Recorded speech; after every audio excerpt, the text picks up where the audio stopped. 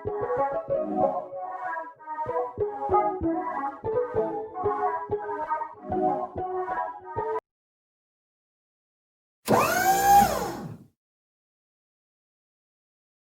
Everyone, physics में scalar quantities और vector quantities के बारे में अभी तक हमने अलग अलग चैप्टर्स में पढ़ा हुआ है। दोनों तरह की क्वांटिटीज को रिप्रेजेंट करने का अपना अपना तरीका होता है, लेकिन क्या हो अगर हमें साइनसोइडली वेरिंग क्वांटिटीज को रिप्रेजेंट करना हो। साइनसोइडल क्वांटिटीज जो समय के साथ चेंज हो रही हो, अपने मैग्नीट्यूड में भी एज वेल एज डायरेक्शंस में भी। For example AC voltage and AC current.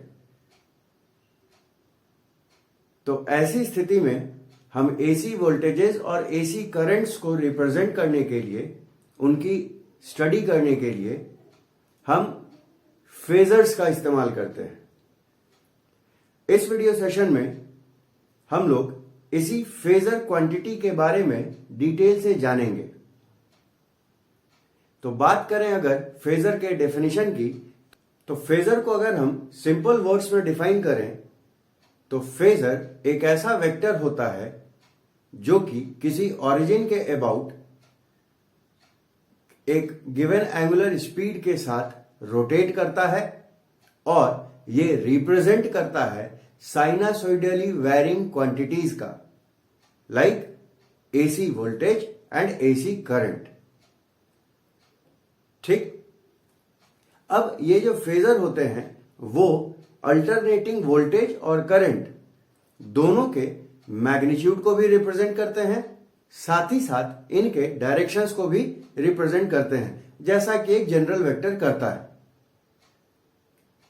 ठीक, जनरल वेक्टर और फेजर वेक्टर, इनमें बस एक मेजर डिफरेंस है कि फेजर्स रोटेट करते हैं। ठीक, और ड्यूरिंग रोटेशन इनका मैग्नीट्यूड वेरी करता है।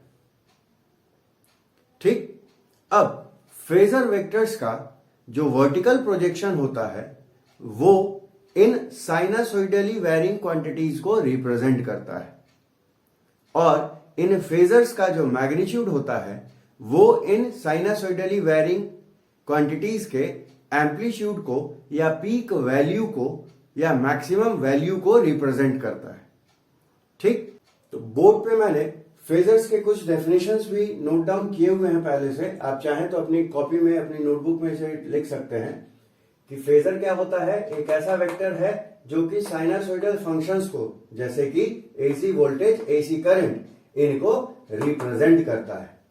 ठीक, दूसरी डेफिनेशन की अगर बात करें तो इन अदर वर्ड्स हम ये भी कह सकते हैं कि फेजर्स आर रोटेटिंग वेक्टर्स।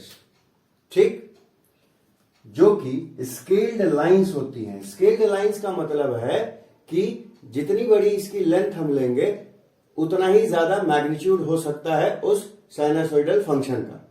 ठीक है, जिसकी लेंथ रिप्रेजेंट करती है एक एसी क्वांटिटी को, है ना, मीन्स अल्टरनेट तरीके से वेरी होने वाली क्वांटिटी को।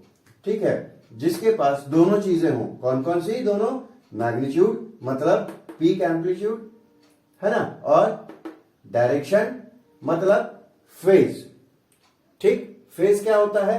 फेज अगर हम सिंपल भाषा में समझे तो फेज जो है किसी भी सिग्नल का किसी भी पर्टिकुलर पॉइंट पे पोजीशन होता है कि उस समय उसकी डायरेक्शन क्या है या उस समय उसकी मैग्नीट्यूड कितनी है।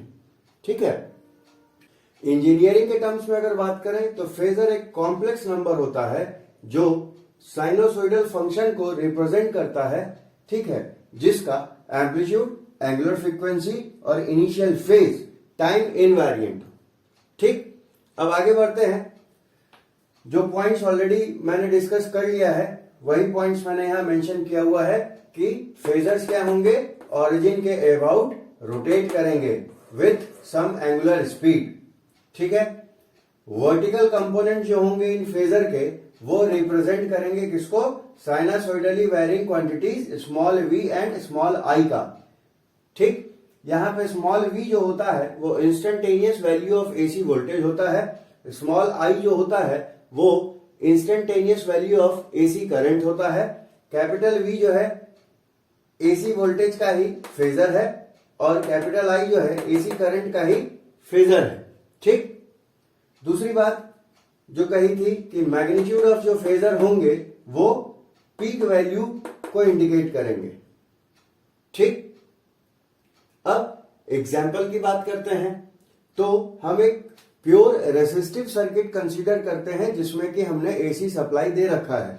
ठीक है, तो उसमें किसी पर्टिकुलर टाइम इंस्टेंट t1 पे इस एग्जाम्पल में हमने वोल्टेज और करंट फेजर का रिलेशन रिप्रेजेंट कर रखा है।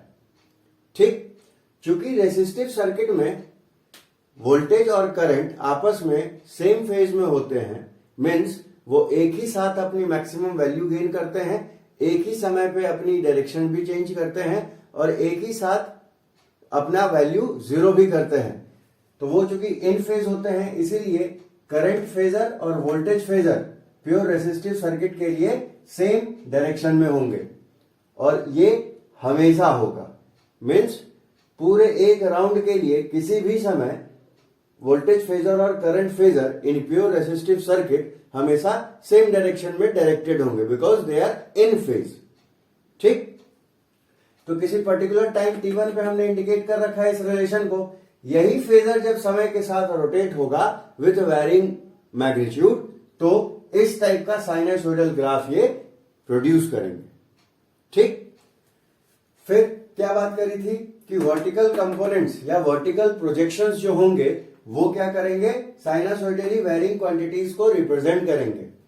तो इस वोल्टेज फेजर का जो वर्टिकल प्रोजेक्शन है ये वो Vm sine omega T not को रिप्रेजेंट कर रहा है। मीन्स साइनसोइडली वेरिंग क्वांटिटी जो थी V उसका वैल्यू रिप्रेजेंट कर रहा है t1 टाइम पे। सिमिलरली करंट फेजर का जो वर्टिकल प्रोजेक्शन है वो t1 टाइम पे साइनसोइडली वेरिंग क्वांटिटी I का वैल्यू रिप्रेजेंट कर रहा है। ठीक, इसमें कोई दिक्कत? तब जैसे जैसे ये समय के साथ रोटेट होता जाएगा टाइम की वैल्यू चेंज होती जाएगी, उस हिसाब से ओमेगा टी की वैल्यू चेंज होगी और उस हिसाब से साइन का वैल्यू ओवरऑल चेंज होगा। ठीक है, Vm और Im तो चूंकि पीक वैल्यू है, मैक्सिमम वैल्यूज हैं, तो वो पर्टिकुलर सप्लाई के लिए चेंज होगा नहीं। तो साइन की वैल्यू के ऊपर डिपेंड करता हुआ वोल्टेज का वैल्यू कम ज्यादा होता रहेगा, मीन्स वेरी करता रहेगा। ठीक है, क्लियर है?